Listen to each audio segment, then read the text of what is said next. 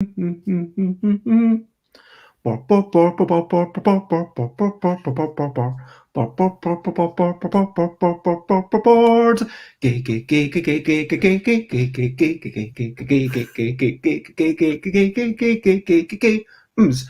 games. We might be talking about board games and Uganda, but we're not gonna shout. Today I have a special guest, and this is definitely the best person I've had over who's based in Uganda, because truth be told, I've not had another. But Ben Parkinson is trying to do social good to help people fend for themselves and become the people that they could. Ben Parkinson, Chrysalis Project is what we're talking about. Meeting Ben Parkinson, I'm not gonna shout. Hello and good morning, good afternoon, good evening, good whatever it is, wherever folk are. Hello, Alex. It is lovely to have you in the audience. And hello, Ben. Hi. Great to be here. And hello, Timmy. And for those who are wondering, Ben Parkinson is a guest that I asked to come on because they are running the Chrysalis School. And as you might be able, oh my gosh, I do apologize, everyone. I've still not quite recovered from having COVID a couple of weeks ago, and it is like a bad cold, I must admit. This is the time we live in. It is a pandemic. Anyway, as I was saying, Ben Parkinson, Chrysalis Secondary School, it's a fantastic project. As I understand, it's essentially trying to get people to empowered, try to see what would you like to do, what can you do in your life. And this is a really interesting project. You've been a devout gamer, you've worked as a pianist on a cruise ship, you've worked as a marketer, and I'd like to talk about all of these things. Okay. Yeah. So Chrysalis School is our latest and greatest thing that we've been doing. We've obviously been building our school, and yesterday it officially opened because we've been waiting a while to be allowed to open the school because of the pandemic. So yeah, now is a good, very exciting time for us. And yeah, that must have been a really difficult time. But before we get into your life, before we get into everything, let me obviously do a little bit of remind everyone, this is Busy Beats and Board Game Bladder. And let's quickly talk about, before we go right back to your youth and everything, let us talk about some recent highlights, living life and seeing the sights, recent highlights, playing games and other delights, recent highlights. What have you been up to? What have you enjoyed? What have you achieved? Or if there's been some things that have annoyed you, even though that's not technically a highlight, you're allowed to talk about it as well. Recent highlights. Okay. Well, it's one of the things with this particular project is it sort of goes up and down. And you have days where you think, gosh, it's really complicated, dealing with things in Uganda has challenges. And then the next day a solution comes, and you kind of think, well, this is meant to be. We are moving forward in this way, and yeah. So I mean, perhaps the most exciting thing that we've done in the last couple of months in Uganda, anyway, has been our athletics event, where we had 5 teams from all over Uganda, and there were about 150 kids, part of our Platinum League that we run. And it was just an amazing experience for everyone there. Yeah, so that was a huge highlight for me and all of the people that came to that. These rural children coming from their very remote places and appearing at our school. We've got our track, 400-meter track there that we built for the purpose, and seeing them all performing so well and competing and enjoying winning and getting medals, etc. And you've got different schools around Uganda, or are they all based in one area? we have a team in Kampala, and the other teams are all in different districts in northern Uganda. So, but there are teams in other parts. There's a team from the west of Uganda. There's a team from the east of Uganda, but they didn't come this time, but they'll be there on the next one. So yeah. So was all of these people bringing representatives to come together to share ideas to compete with each other? Yeah, to some extent, but it was really the children involved. They had been training all year with their various coaches in their various teams, and it was like a reward for them to come and compete and win prizes. So yeah. As I understand it, you've had a wee bit of a holiday recently. You travelled back to the UK, Yeah. and how was that? I mean, from a personal point of view, obviously, any big projects like the Chrysalis School, like being a self-publisher, designer, it's going to take over your life, and there's so many ups and downs. And I think that you put not just it's sure there's a bit of ego in there because there's a bit of projecting. This is part of who I am, and at least for me. And also there's a bit of validation. When it goes well, you think, wow, I'm a brilliant person. When it goes badly, you think, how could I let this happen? And I'm sure it's the same for anyone who really cares about their business. But from a personal point of view, how was the holiday for you?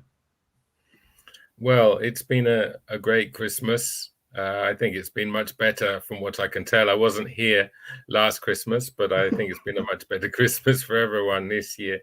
Yeah, and I suppose it's one of the things, maybe 10 years ago, it would have been really hard to do my work from the UK, even, my work in Uganda from the UK, but now we have good connections, good communication, as we are right now. We're able to Skype, or we're able to Zoom, or whatever, and keep in touch much better.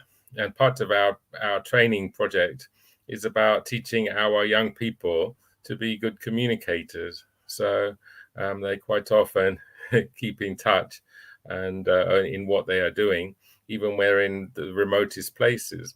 So we've taught them how to do that, and that's what they're going to have to do in our developing world. And even these remotest places on the planet can be reached now, and that enables them to grow and develop their economies, etc. So we can help assist that. Yeah, it's amazing. People being able to engage in social media. Casey from Kenichugu, and I see so many other people from the global south who are on Twitter, on Facebook, and I've had chats with Presh and Toby and Casey, and it is amazing, as you say, and it is all about being able to communicate not just with the person across the table, but with people across the world. And a quick hello to Jess. Thank you for joining us as always. And you are a brilliant person as well, Jess, who says, "Oh, you're a brilliant person." And yeah, Jess is always pulling my leg. But myself, recent highlights. Yesterday, I did do a bit of rest. I played a few games on Board Game Arena, and yeah, just generally took it easy. Let us go and have some questionably quick questions. Questionably quick questions is the next section. So questionably quick questions. Jess wants a reminder of what the Chrysalis Project does. So you've already given us an overview. You're doing social empowerment. What does that mean? What does social empowerment mean? Okay, so the organization is called Chrysalis Uganda, or we have a UK charity which is Chrysalis Youth Empowerment Network, and the Chrysalis School is part of Chrysalis Uganda. So just to clarify that, and we have a project within that which is called the Butterfly Project. And that is our core work that we do about creating social change. So what exactly does the Butterfly Project do? Well, we train young people from village and slum areas to be change makers, to be social entrepreneurs. And we recruit a new group every so often, and we train them and we send them to school. So the Chrysalis school that we've just started is the send them to school bit. We now have a school that they can all come to, a secondary school.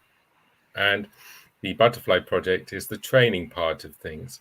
So we teach them about the world. We teach them about communication, ICT. We teach them about understanding the world and ethics. We teach them about how to solve problems, how to manage projects, how to be transparent. Sorry, it's a bit cold in here. So all of those things, those form part of the Butterfly Project.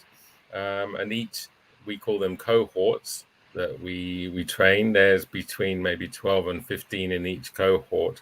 Those children, they learn how to be change makers, and then they go and do that. When they go home from school, they go and set up their own social projects that they have ideas for. And if they need help from us, either financial or advice, then we make sure that they get what they need to put that project into practice. And gradually those projects grow over time, because we start them in year 8 at school.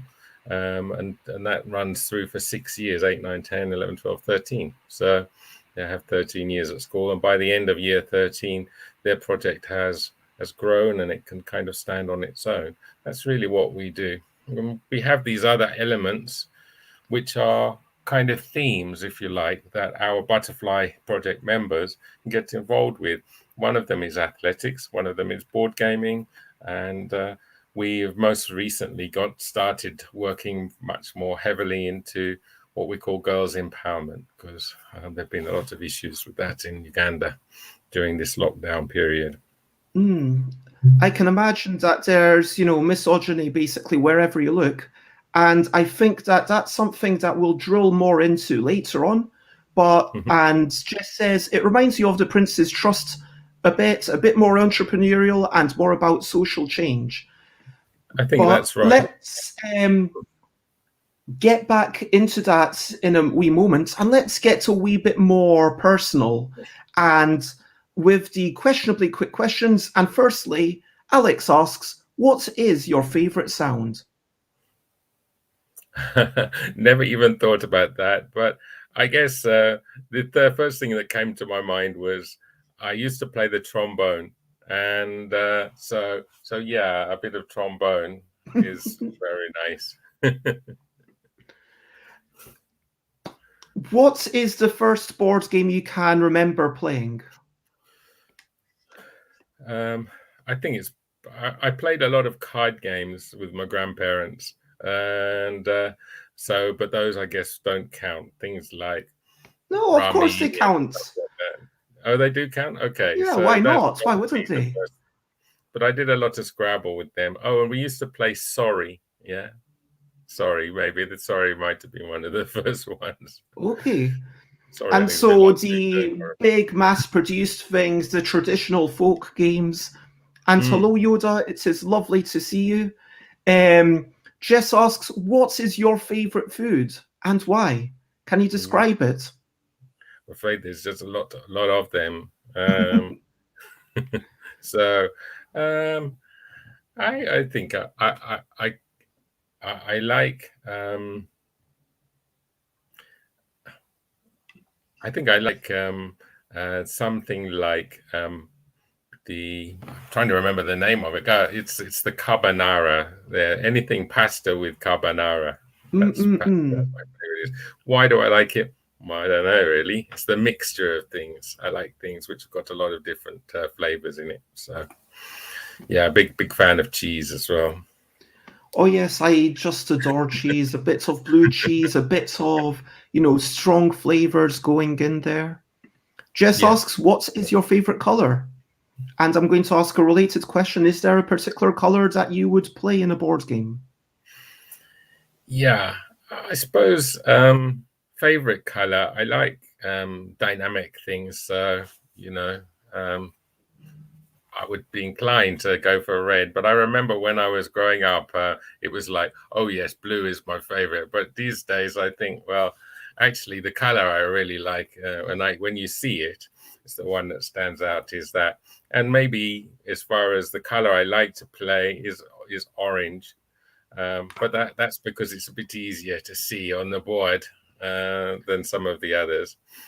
I was just thinking when he talks about things standing out, orange is such a bright thing, and Yeah. it is so delightful, and it's also got a bit more saturation and presence than the bright yellows, I think. So a strong orange can really blow your mind. If not that, then I'll take the purple. But yeah. Okay. But normally I'm end up with the one that the kids in Uganda, they if they like orange, I don't get to play that one, so I get to pick whatever's left. And blue is almost always their first color to choose, and then red comes after that. So sometimes I get to play orange. I think it's sensible to put their needs above your own, given the role that you've assumed and everything. You can't be too picky about the color. I have to say that I'm playing Carcassonne with someone online, and it's been a real struggle because they're red and I am black, which is not a color that I put in my top 5 colors. Board Game Arena allows you to choose 5 colors, and I think I went red, then pink, then purple, then anyway. I was like, oh, I keep forgetting that I'm this color, and then I gave them some points accidentally by finishing the roads. And of course, in that game, there's no undo. So, yes, whatever you like. Sorry again, everyone. Meeples or miniatures? I think, I mean, it's really a question of, do I get the opportunity? And we rarely play the games with miniatures because either they're so expensive or the painting side of things. So I guess I would say meeples, because that's really what we have. We just, when we have the games, they are the games that come to us because so many people have been generous to donate. But people will tend not to donate those ones with lots of fancy miniatures in them. Yeah, that makes sense. They will use them for something else. And Yoda goes for the third option, standees. Standees. Well, when we play the role playing, we have these things called pawns, which we have quite a lot that came from Pathfinder. But generally, I'm not so keen on the standees. Really, I find that because you can get a really good illustration on a standee, and you can get a really good board presence. What is the last game that you've played that you can remember? The last one Scrabble. I think I took a turn on was maybe Agricola online. But how about you, Ben? Sorry. Yeah, Scrabble. Well, I played Scrabble at Christmas with my mum, and that was fun. What else did we play? Oh, we played. I received a copy of Seven Wonders Duel, so and that was perhaps the most interesting game I played very recently. There's quite a lot going on in that one. Yeah, it was fun. It was fun, but I've only played it the once. So it's coming across with me to Uganda in a couple of weeks when I go. And I think that the 2-player one, they will like that. Oh, is it stretching time? Okay. I just have a quick message come up from the robots every, I think, 43 minutes or something like that, just to make sure that I'm not just sitting in the chair for 1 hour or 25 hours straight, depending on how long I'm streaming. But what is the last musical instrument you played? Piano. And you said that you also played the trombone. Were there many other instruments? Piano, trombone, what else? Not really. Just those two. I guess I could get a few notes out of a few other instruments, but those I don't know how to play them properly. But I'm quite a good pianist. I'm a trombone owner, is the way I normally put it. I mean, of course, you did that professionally for a while, which we'll get into in just a minute. And coming up to the end of the questions, books or podcasts? Books or podcasts? I must admit, I've not yet kind of graduated to podcasts very much. I've seen a few, and I've liked all of them. I think that I've seen, but I'm not yet. Maybe I'm just not yet progressed to that. But it's something we actually do training with, and we encourage the kids in Uganda to listen to podcasts online. But I'll do a beat, and I shall. That's totally fair. Yeah. So what are the last books that you were reading, if you can remember? I'm reading a book at the moment, if you can call it a book. It's a sort of a series of short stories, very short, and it's about animals that have been heroic. And by Claire Balding. It was a Christmas present, so that's what I'm reading at the moment. What's that called? The memory of the name of the book, I could go find it, but I can't remember the name. Shall I go find it? It'll only take a minute. You know what? Don't worry about it. So it's something by Claire Balding, and it sounds like you're enjoying it. The last... we again, as far as our project is concerned, animals form quite a significant part of it, and in terms of culture of looking after things, the kids on the project, they like looking after the animals that we've got there. We feed the animals very well so that they are, if you like, happy at our place, and therefore they can engage with the children really well. And what we find is that they gain an understanding and enjoyment of working with animals, and therefore it starts to develop empathy for them. And that's one of the key things we need, is for these children to learn to care for other people, and therefore they can start by caring for the animals. Making sure they get fed and making sure they are. I don't know if Ben's frozen for other people. Let me know. Oh no, you're back. But that does sound fantastic. Instilling values for.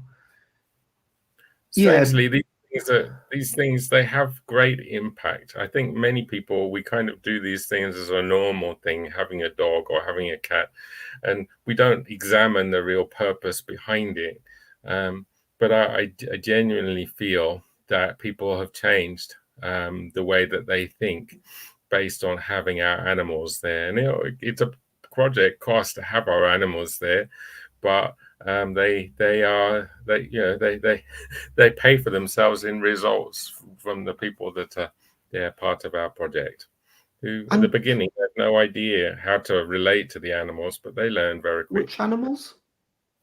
Well, we've got mainly cats at the moment, but we talk about animals in general and the way that they should be treated with respect.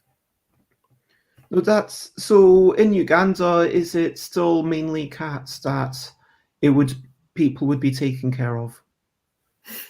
Strangely, there are lots of cats everywhere, of course, but there are quite a few cats around, and they are liked, but they are kept in the village areas to keep the rats away. and they are fed occasionally, but normally they have the rats as their food, so that's why they are good at catching them. But yeah, it's cats are very common, and in the view with the dogs is that they are for protection, and people keep them for protection. So, and I guess alerting people if there are thieves around. So it sounds a lot more utilitarian than here, where, right. frankly, we are a bit more privileged. So we already have, I mean, obviously Maslow's hierarchy of needs is not a perfect model, but because we've already established our safety, we are already a bit more confident of that. We can search for companionship through those animals. That's right. It's a different relationship, but we explore all of these things that I think are gifts for us around the world, and we try to make sure that all of those children that we are training or who visit our centers, they know about these things and they can take them on board if they wish. That's fantastic. Before we rewind to your birth, figuratively speaking, let's talk about a quick brilliant thing. Brilliant thing. What's a little thing which is brilliant? And I think empowerment, just empowerment in general, having the individual be told, yes, you can do this, you are able to do this. I think that that's fundamentally, I think that for myself, when I come to games, there's a sense of agency, there's a sense of I have absolute control over this world. I can do anything, I can tweak things, and compared to a video game, you know, I can just agree with my friends across the table. I'm going to change rules, which is a brilliant thing. Board games allow all the players around the table to be empowered, but then also through, you know, projects like Chrysalis School, you know, sometimes you do need a bit of financial help or guidance, and empowering people. I just think that is a brilliant thing. So yes, any quick thoughts on empowerment? Yeah, it's like I've said to you before with these ups and downs things. It's the children that are on the project themselves. They come up with these brilliant things. You know, in the morning, in the evening, you might be very down and say, oh, "How are we going to solve this?" And then you find in the morning that that particular child has solved the problem themselves, or decided how they're going to move forward themselves, or have had their own unique idea themselves. And that is something that's, you know, it's an exciting thing. You realize that you're having impact when these children are saying these things to you on an ongoing basis, and they've thought about what you've said to them, and they've translated it into some kind of action themselves. And this whole idea of saying, well, I've told them how to do things. That's not really what we want. We want to actually say, these are the way that some people have solved things. You know, in this country, things are done like this. In this country, it's done like this. This country, it's like this. And you have to decide yourselves how that applies to Uganda. And I felt in some ways, I don't know whether it's worth just talking about the first time when I realized that these young people in Uganda or in Africa could do this thing, because, you know, I was just the same really as everyone, kind of saying, well, I don't know anything about it. These children seem like they need some help. So, but when I actually went to, and this was Nigeria at the time, that's when I met a young man who said he was 15. It turns out he was only 12.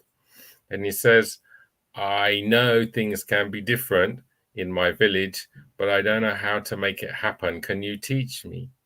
And so that was a brilliant thing that happened to me, because it kind of changed my immediate perception, because I never thought that these children in these places were thinking this way. And is that whilst you were working on the cruise ship that you encountered this youngster from Nigeria? Not while I was on the cruise ship. No, that came quite a bit after. But certainly when I was on the cruise ship, that's when I sailed out of Jamaica, and that's why I was experienced the poverty in that particular country that some people were living under there. And tourist resorts it might be, but there's a huge level of poverty in Montego Bay, which is where we sailed out of. So that's, I guess, I understood it, and that's what kind of made me want to move and want to do something later in life, and to see if there was something I could do in Africa. And this young man told me what I could do, which was to teach these young people how and to... giving you a sense of purpose, because quite often here it's a symbiotic relationship. And Jess says, interesting to compare cultures like that, useful for the project and raises awareness of global differences. I want to do a quick thanks for everyone who's commenting, asking questions from follow, whether you're watching right now or after the fact. I will try to get to all the questions. We're going to go through things somewhat chronologically. So can I just come back on Jess's point? Sure. As a person, I feel that we are a world, if you like. We may well be living in Britain, or some people might be living in Uganda, but we're all a part of a world, and therefore, for me, it's important that we learn about what everyone else is doing, every other country is doing, in order to make our world better. And it's not like saying, well, I'm not doing what they are doing. Sometimes you might say, I don't want that to happen in my country, but you're still kind of trying to learn from all around the world. And it's not about trying to say, I want to put these things coming from Britain into Uganda. It's about saying, well, in China, they're doing this. In Australia, they are good at this kind of thing. And we're learning from the good practice around the world and how we can make our world a better place. And everyone has different needs and different priorities. For example, someone in Nova Scotia might just be thinking, why can't I get into the heat? Whereas obviously for someone in Thailand or Uganda, it might be about how do I pull myself out of poverty? And these are both, real issues, but from a very different angle. You spent a couple of years in Australia when you were born. I assume too short a time to properly have formed any memories. Or did you? Do you have any memories? I left even less than 6 months, actually. No, I have no memories. Although I've been to Australia since, so yes, I have memories of Australia, but not from then.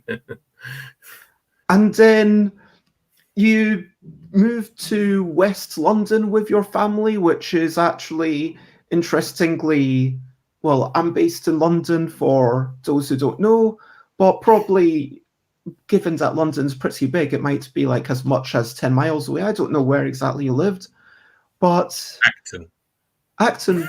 Oh, that's it's cyclable. But I mean, it's not like going down to Croydon where it's okay, I might think about taking the train on the way back or something, or going to Twickenham where, that's a bit too much.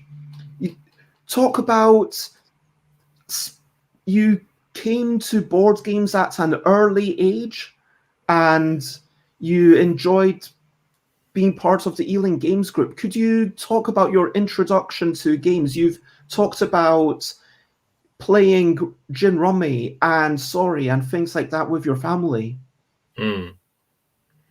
Yeah, well, we played actually 10-card rummy, and I don't think my grandparents knew gin rummy. So, but yeah, it was when I was very young. When I went to the primary school, I used my mother was, because I'm from a single parent family, my mother was working and she didn't finish work, so I walked home from school to my grandparents who lived very close.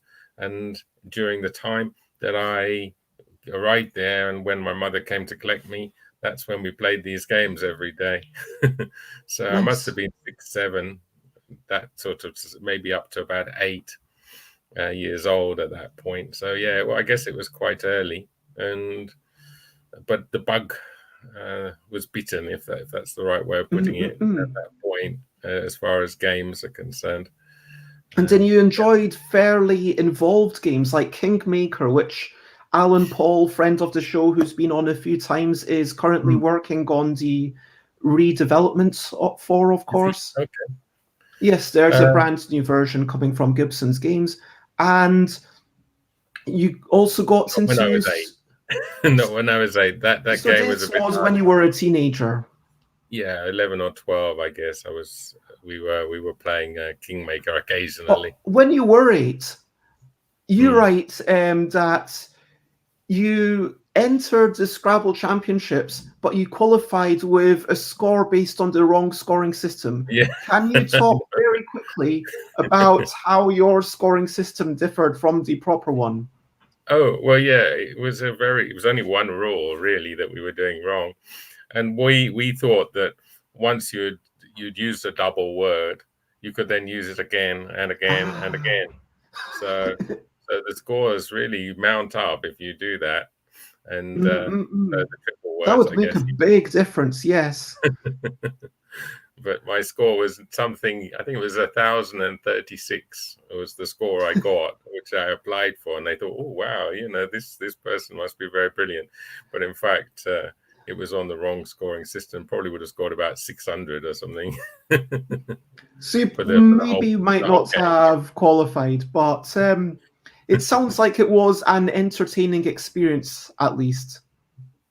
Yeah, going there, it was. It was actually hosted by Giles Brandreth all those many, many years ago. So I guess he must be quite old now. But he was quite entertaining on that day, and obviously he's a big word fiend himself. So yeah. But I think I was 92nd. So maybe there were a few others playing the wrong rules as well, who shouldn't really have been there. I mean, it sounds like a fairly casually run thing if you were basically just allowed to mail in your score. Yeah. I mean, it was a different time. This was in the 70s, of course. And you talk about studying music. What drew you to that, and subsequently to performing on a cruise ship?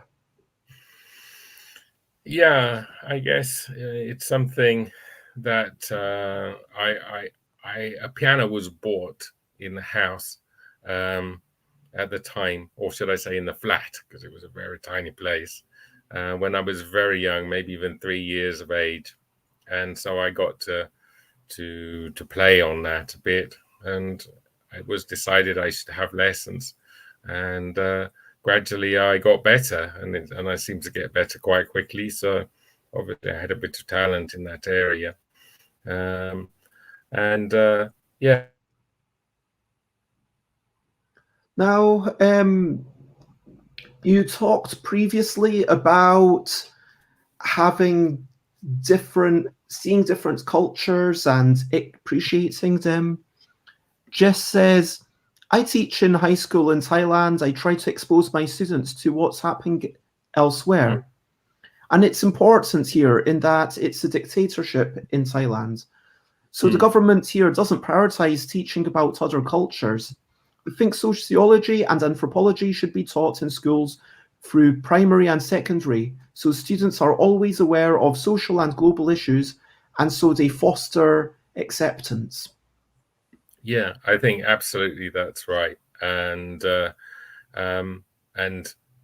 actually the curriculum in Uganda is really very good, and they are evolving it gradually over time. It's becoming much more practically focused in secondary schools recently. There is a desire in Uganda to make these changes. I don't necessarily think that the government is not interested in looking outwards to the rest of the world. I think we're in line with them when we are teaching that, and obviously it's not the same in every country. but in Uganda, yeah, it's quite the way that they are thinking about education is quite modern. The problem that they have is they don't have any real resources that they can give into education, and therefore our project is there to enhance the existing curriculum so that there are some children living in these remote areas that can be educated all the way up to the end of schooling and possibly into university. And that really empowers a whole community when there is at least one person that's been educated right up to that level. Because And if then there they are can several, pass it on, and it becomes, I hate this metaphor given that we're currently in the pandemic, but knowledge itself can be viral.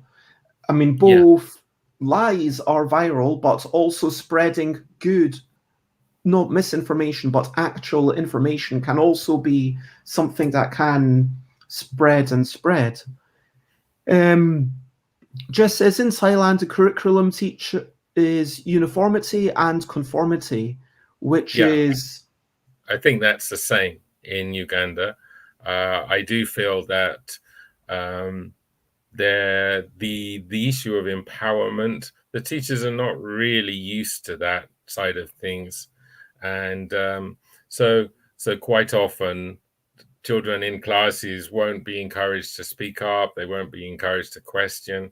There is a huge difference between where the child is and where the teacher is in terms of status, and therefore there is a concern. Whether it's true is another matter, but there is a concern that perhaps children are coming out from schools just ready to conform rather than wanting to change things. And people who are all around the world who are benefiting from the current status quo, of course they don't want to see any change, but there are some, of course, that are ready to see change, and we hope that that's what's the case in Uganda, and that change can occur, and that particularly these rural-based children, who are incredibly talented, many of them, can achieve their potential. And that's what we're there for, really, is to make sure that every child that grows up can reach its potential.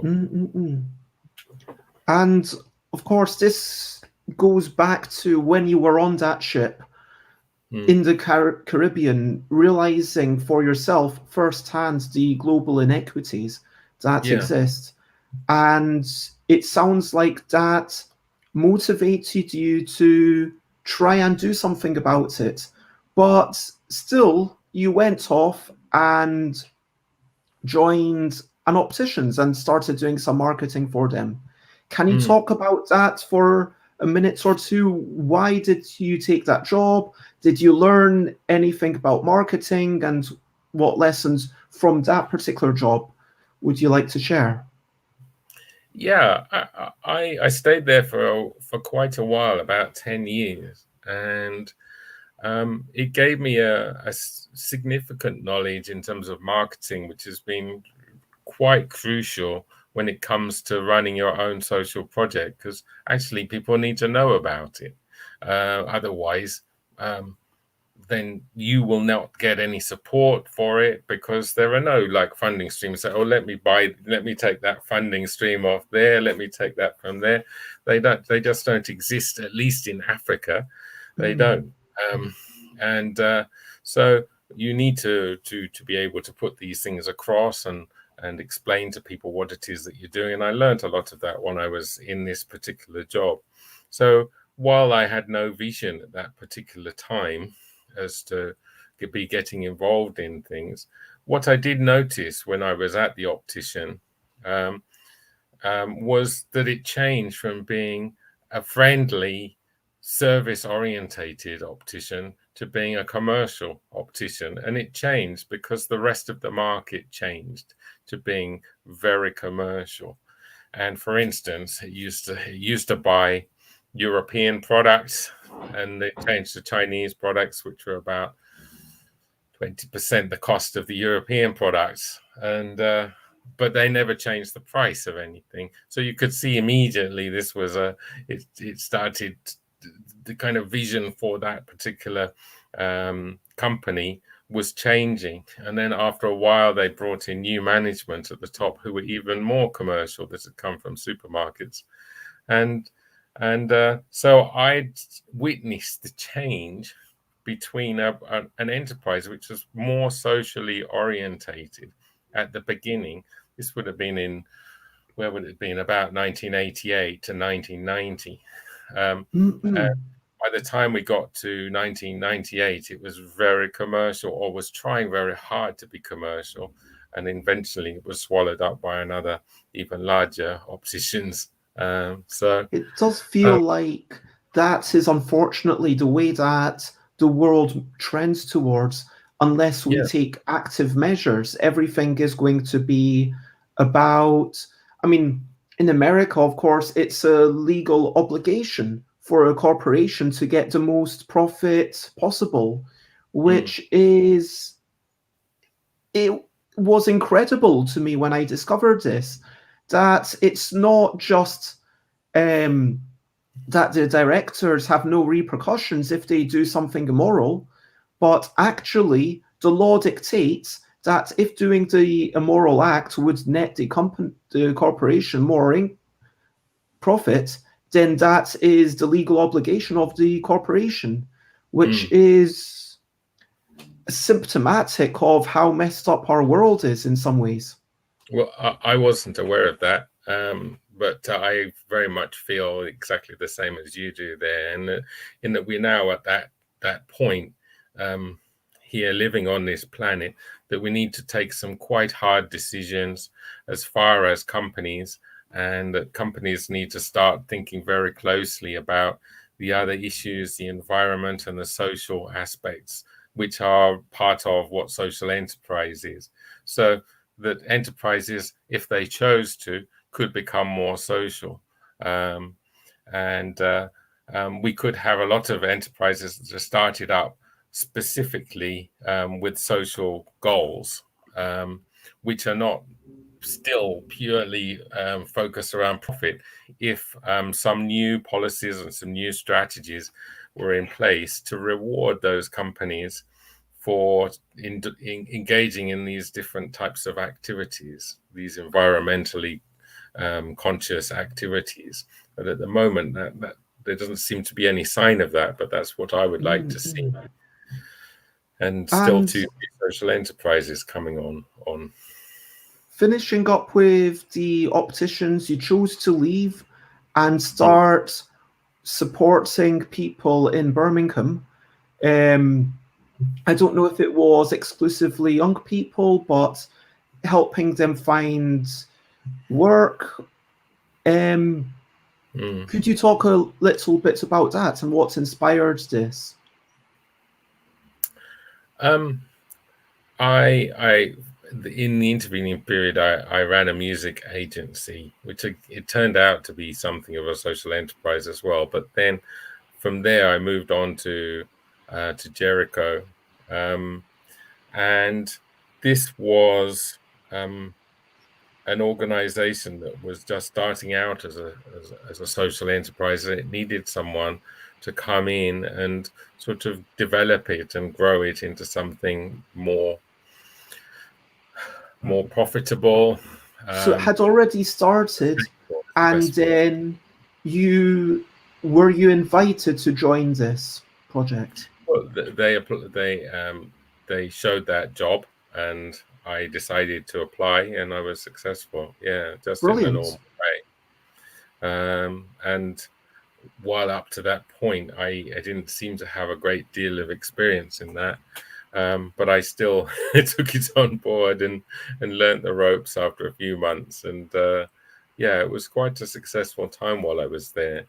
And obviously, again, I learned very much about the other side of things, the non-commercial side of things, because while this was a social enterprise, or it was an I&M, intermediate labor market, it still had very many social elements of things involved in it in terms of the way that job search was being done, the level of support that was being given to the people. So again, I learned that side of things as well, and realized that it was a very effective way of operating a business, because the young people that were there, they were getting jobs. A high percentage of these were getting jobs, and up to that point they were in despair.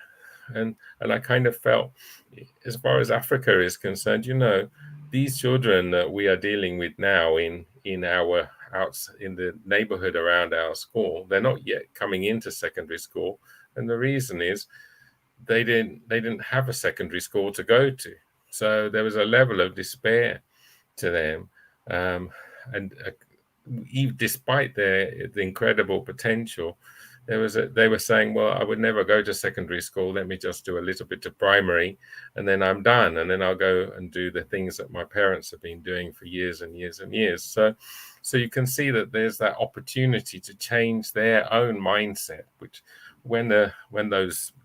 these are mainly young people, but we took up to about 50, up to about 55, I think, at Jericho.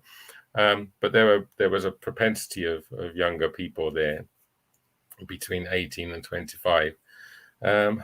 They had a despair. They thought, well, I'm never going to get a job. I'm never going to be in the job market.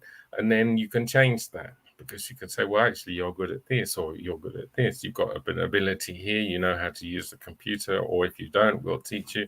And then there's a change that can happen. And similarly, in Uganda, it's in any way, it's actually easier, because you've already got people who haven't got necessarily the baggage there. They just don't have the opportunity.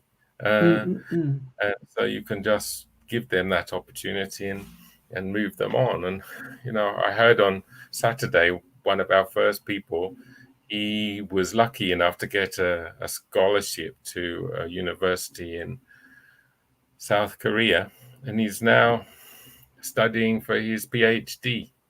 Wow. So, One of your science. former students. Yeah, that's right. So that's fantastic. That's kind of where it can go, And hopefully that level of education, they might be able to bring it back, and, then it might be able to benefit everyone in the neighborhood. I think that's all of these things, of course. They all, as you mentioned, require resources, and quite often financial resources. And so it does feel, sadly, like whether you're working for a for-profit corporation, or whether you're working for a non-profit, or whether you're setting up a personal business like myself, which, sure, I want to make a profit, but I definitely prioritize my own sense of values in there. But it feels like whatever you're doing, marketing is sadly almost the most important thing at the end of the day, to raise awareness, to generate some income. Would you agree? I think it's essential that you are doing that, otherwise you won't be successful. So it's as simple as that. But as Tim has said, that it's actually becoming harder and harder to break through with the marketing. But we just keep going, and fortunately we've been able to attract some supporters over the years to enable us to keep going, and more recently to even give us the money to build the school. So that's been, you decided to go and set up something in Africa to have a bigger impact, but you decided that Nigeria was not possible. Could you talk briefly about and explain to me why you couldn't set it up in Nigeria? Well, there were two issues, really. I hadn't given up at one point, but I bought a plane ticket to go, because they told me to buy a plane ticket in order to apply for a visa. I then went to apply for the visa, having paid for the plane ticket, and they said, I don't think we're going to give you a visa. So So I thought that was an indication that maybe I wasn't going to get very far, because I would be needing to travel quite often to Nigeria moving into the future. Then subsequent to that, I and the partner organization in Nigeria were supported by an ex-politician in Nigeria, and he'd given us a site to operate from. He had been supporting our movement around the country. He supported my visa previously, and then one day he had a brain hemorrhage and died. Oh my gosh. Unexpectedly. I called him a few days before. He said, I've got headaches. And then a few days later, he had died from the brain hemorrhage. So we didn't have a supporter thereafter. And, sometimes you realize that things are not going to work out. And it just seemed like too challenging, because Nigeria is, at least where we were in Kaduna, there was a mix. There were people who were really friendly and very kind and very supportive, and there were others who were really hostile, and they didn't want anyone coming in and running a project there. So because in Uganda, they felt it was, we don't want foreigners to teach us how to be. We want to pull ourselves up. Was it something like that? I think Kaduna is a particularly religious problems in Kaduna, and there's a huge gulf between Muslim and Christian in Kaduna, and in this particular area where I was in Kaduna State, there was a minority of Muslim and a majority of Christian, and in the northern part of the Kaduna it was the other way around. But there was like a battle almost going on the whole time there. And we would have been moving into that battle zone to some extent. And the view was, regardless of whether it was that it was our project was going to be a Christian project. It was going to be converting people, and so people were suspicious. And just for clarity, does your project have any religious overtones? We study different things as part of ethics, but we are supported by a church in Birmingham, but that is part of our support. So we get support from lots of different places.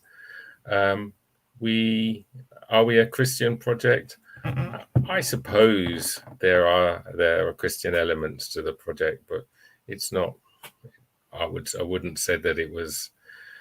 We could be described in that way, yeah. And so stretching time, yeah. So and obviously some of our most effective people on our project that have come through, we are not restricting the people that come on the project in any way. And why would we? Because everyone can be a change maker. When people think of, oh, this might be a Christian project, people might think of, oh, is there Bible studies or something like that going on? There are, the Bible has lots of things in there that are worthy of study. So we have included some of that. In the past, there were quite a lot of interesting stories within the Bible that I think are challenging for people to think about, and help them steer their life, which there are no other places that they can be learned than in the Bible. But it's part of our curriculum, and those are the things that we do, and they're not being programmed in any way when we are doing those particular sessions and that are in there. Let's Jess had a couple of questions which I'd like to bring up. So firstly, what kind of projects have your students and young people started. So you set up the first cohort in 2019, and you've been doing this for quite a while now. Sorry, 2009. I misspoke. I do apologize. Yes, 2019 would be 3 years ago. 2009. So, yes, 13 years ago. And it's been going for almost a decade and a half now. So you must have seen people grow up and become adults and grow from their teenage years into their 20s and 30s. Yeah.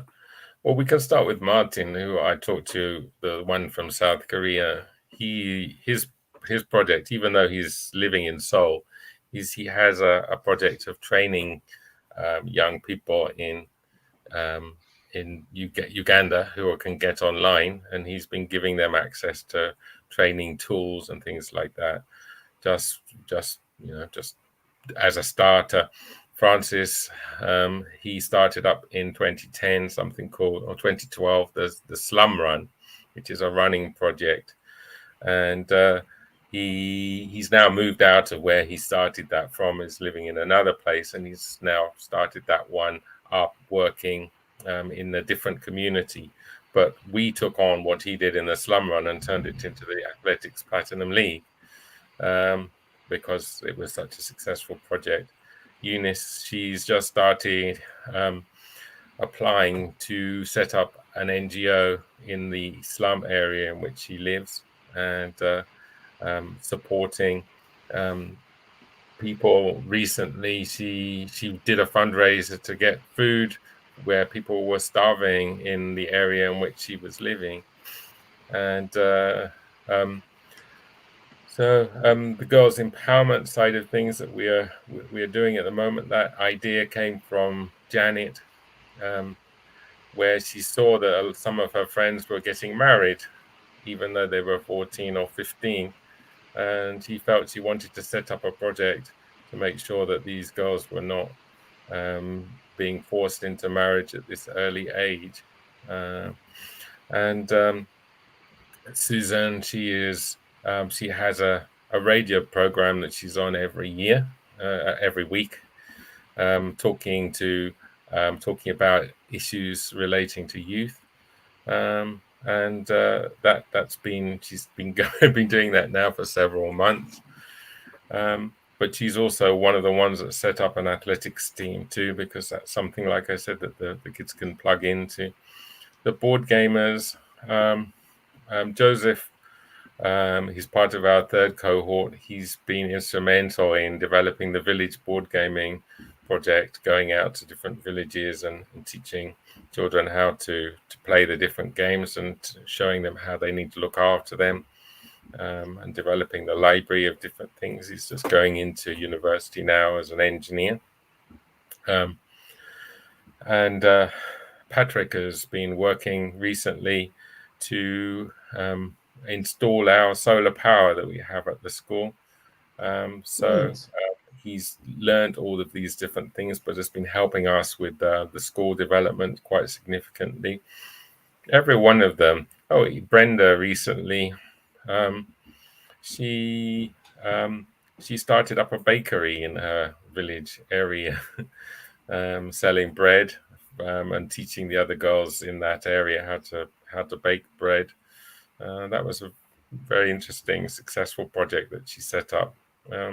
There's really very many different things that you just pick a name out of the hat and just kind of describe what it is that they've done, really.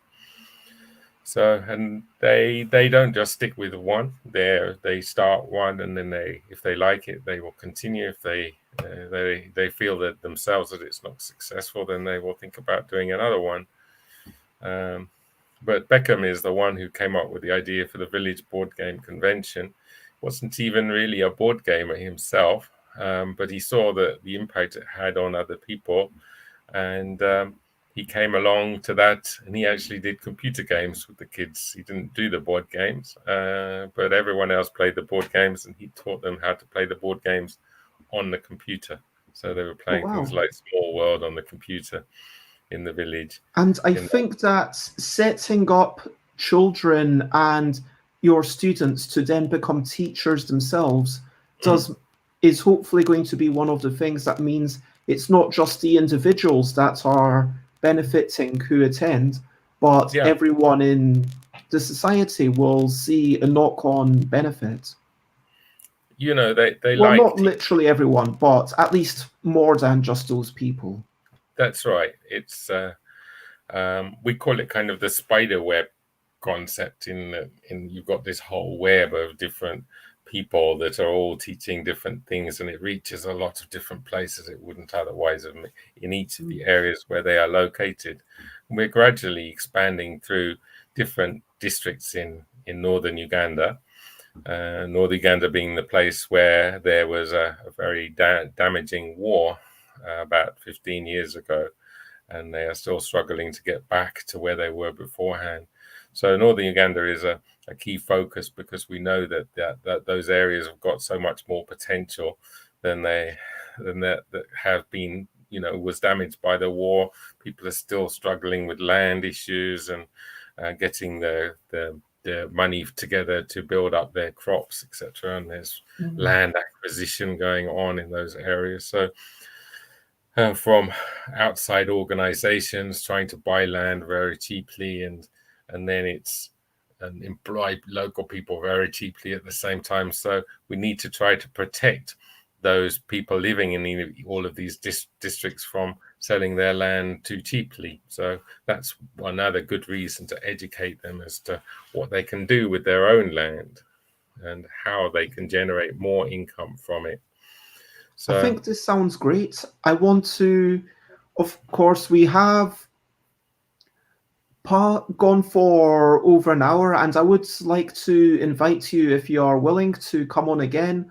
Obviously, I do focus on board games as well as life and everything in between, but specifically the board game convention that was instigated by the students, if you could come on again to talk about that, so we could leave that entire thing for another time. But I want to bring up some of the comments from Jess, who firstly advocates for running, then it's so good about the child marriage project. Girls need protection. So it doesn't look like an overly Christian project, if you know what I mean. Hopefully it raises awareness of different religions, though, too. That's what I was saying earlier about we want to bring every aspect of the world together so people are more experienced. They have the village children.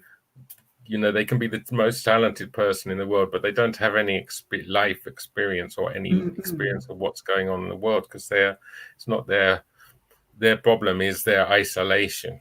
And so therefore we are bringing all these different aspects into the project. We do things like Chinese food, Indian food, and German food, etc., as part of their training, so they get an idea of what's happening in the rest of the world.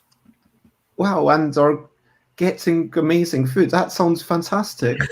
And Jess says, these projects sound totally amazing, very wholesome and empowering. Talking about board games, Jess is not a big gamer, but can see how beneficial they are to community, socialization, and learning.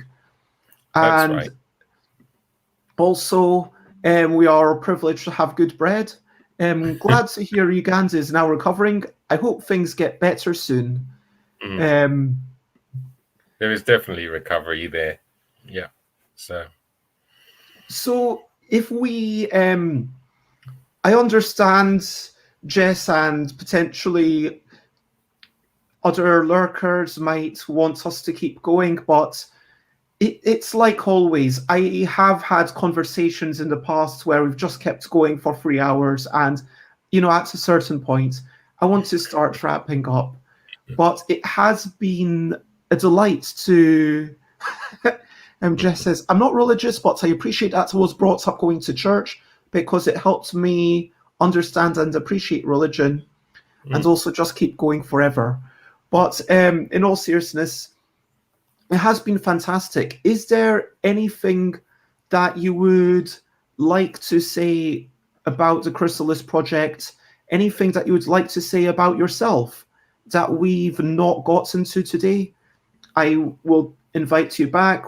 And tomorrow I don't have something planned, but whether it's tomorrow or another date, let's plan for whenever we can make it happen.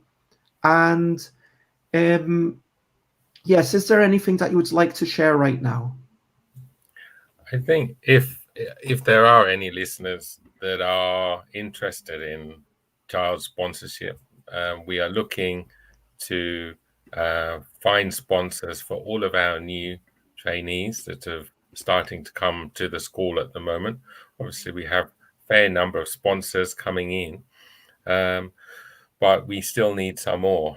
And the more sponsors, we're always short of sponsors for the children that are on the project. But the idea is also that if you are interested in the sponsoring, then you can also be in touch with, maybe even advise, if you have those skills, those children who become or are learning to become a change maker, a social entrepreneur.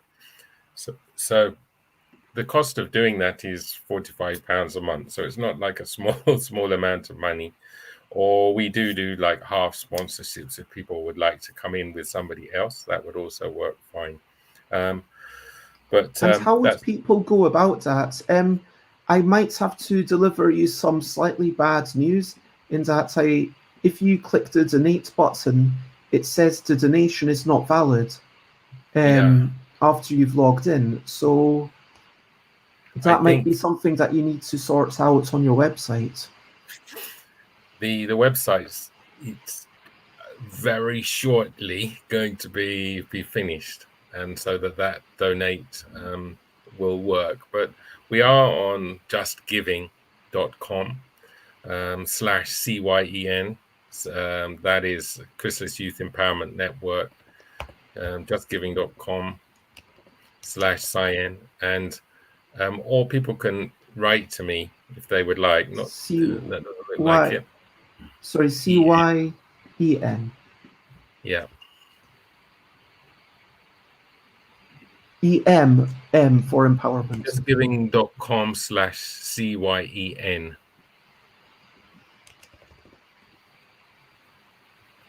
There we go. And I'll paste that in the links. Yeah, and or I'm happy if people would like to email me, then I can make it all happen via email. But and we are also going to link the children on Facebook this time, so they can post photographs of the games that they are playing. If people are board gamers, and that's our plan, is that they can put the games that they are playing, and our sponsors can also engage with the children directly through this Facebook group too. So yeah. Other than that, we are still finishing off the school. If people were interested in supporting the school, we need to put a roof on one of the buildings. It's going to be our hall where they will eat, and where we will also put in concert performances. So that's a plan for this year, to get that roof done, and in time it will be where they take their exams as well. But people will all have their own different things that maybe that they can do. There are things that people could donate and things like that. If we got into a dialogue, we can talk about those kinds of things. That sounds really positive, and as Jess puts it, it's really wholesome. Thank you very much. I want to move over to everyone else, and at this point, as I wrap up the show, I like to ask everyone who's watching, whether you're watching live or whether you're watching after the fact, feel free to comment. And over to you. What are you up to? You can share, but only if you want to. So whether it's something that you're excited to do, whether it's something that you have to do, whether it's something fun and frivolous, whether it's something super serious, feel free to share, because we do care. And Alex just managed to get boosted for COVID. Congratulations. And yes, congratulations indeed. Jess is going to be napping a bit and doing some reading. Paul Plum, thank you for joining in, and I appreciate you being here and listening in. And I myself, I've got a couple of errands to do. I need to sort out my financials for a game about wee whimsical creatures and try to identify them after someone makes noises. Because now that the Kickstarter, although some people still have to get wee bits shipped to them, some people had special deliveries that I said, okay, these super special instructions are going to take a couple of months. They've got their games at least. Their special art will be coming down the line. And now it's time for me to put all the finances together, work out exactly what was made, because my marketing helper, Dina, is working for 15% commission, and so work out how much she is owed. And also I'm sending over a prize for Emily Shaw, who made some beautiful typography for the L deck, which was all mushroom themed. And then I've got a meeting around 2 p.m.-ish, although we said 2 p.m., but the other person said, if you're late, that's okay, it doesn't matter. I'm cycling over, we're having a chat about possible collaboration. So we'll see how that goes. Alex is actually in the boosting center right now, is going to wait for a bit before riding home, then eating something and working on a game, going by moped. What are you up to, Ben, today? I'm getting back online, and we'll be just trying to work on the different things that are happening with the starting of the school. The kids are already in class, but we still got a lot of polishing to do to make sure that they can get everything else sorted out for them, and it's an experience for them when they're at the school. So yeah, that's what I'm doing. Like that. And Jess says, I don't get any commission, even though I troll bears most days. Yes, I'm afraid that trolling me doesn't, even though it's the most lovely, benign trolling, there is no trolling involved. And Alex says, I'm always trolling bears, just usually in my head. Yeah, we note about Thailand, loads of mopeds and scooters. It has been a delightful show. We talked about Ben preferring meeples because those are the games ultimately that get donated. Enjoying 10-card rummy with family. Thinking that they had managed to score thousands of points in Scrabble, but actually you don't get to do that double word score or triple score multiple times. So it wasn't actually true at all.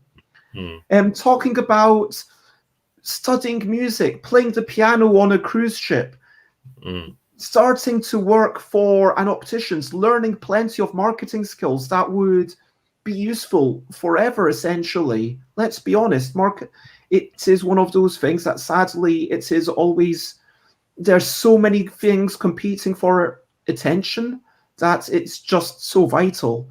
Then we talked about setting up a social good enterprise in Birmingham, the reason why money goes further, obviously, where there is less wealth, and Nigeria having problems flying over, not getting a visa, having someone over there who, my gosh, had a brain hemorrhage and then died. And personally, one of my relatives got a brain hemorrhage a couple of years ago, but managed to recover, which I'm incredibly grateful for. But it has massively changed their personality. But it has been, and then, of course, going to the Chrysalis School. It has been a lovely thing. If you want to check me out, obviously, I am Stuff by Bez everywhere. And you can check me out on twitter.com/stuffbez, instagram.com/stuffbez, twitch.tv/stuffbez, where I stream every day at 10 a.m. UK time, YouTube, and all the different places. And if you want, I don't have anything planned really until next Thursday in like 9 days' time. So if anyone wants to come on as a guest, or if you want to suggest any particular topic, then feel free. Wait, sorry, yes, 18th. I do apologize. Next week, Monday is going to be a quick rant. 18th, I will be meeting Adam Porter from Wales, which is exciting, and Thursday, Dina Ramsey, looking ahead into the new year. But as I say, the other days I will be here just doing whatever topic feels most pertinent that day. Feel free to share and spread the word. And Ben, where would you most like people to check out? We've got the donation page here. We've got chrysalisschool.org. Is there anything else where you would like people to follow you? Well, certainly on Facebook. It's facebook.com/Chrysalis Center. That's another one that could be added to the links. I've given you the Just Giving page. There's also a blog site as well, which is written by the children, called chrysalisuganda.wordpress.com. So there are quite a number of different things. I will make sure you have all the links. And Jess says, I could get my students to design board games one day. And lots of love to Alex, who apparently, because it's starting to rain and her phone is getting wet, they need to say goodbye. And it still blows my mind that someone is just listening to this live on their little phone whilst getting their third jab. That is, to me, incredible. What a wonderful day of technological marvels we live in. Exactly. And yes, I want to say thank you once more, everyone. Thank you, Ben. Thank you, everyone watching. And for now, there is only one thing left to say, which is, of course, bye, bye, bye, bye. This is a goodbye song. Bye, bye, bye, bye. Thank you for watching along. Bye, bye, bye, bye. This is the end of the show. Bye, bye, bye, bye. And now it's time to go through. Bye, bye, bye, bye. This is a goodbye song. Bye, bye, bye, bye. Thank you for watching along. Bye, bye, bye, bye. This is the end of the show. Bye, bye, bye, bye. And now it's time to go. Bye-bye, everyone. Bye-bye, Ben. Bye-bye. Bye, Jess. And everyone watching, lots of love.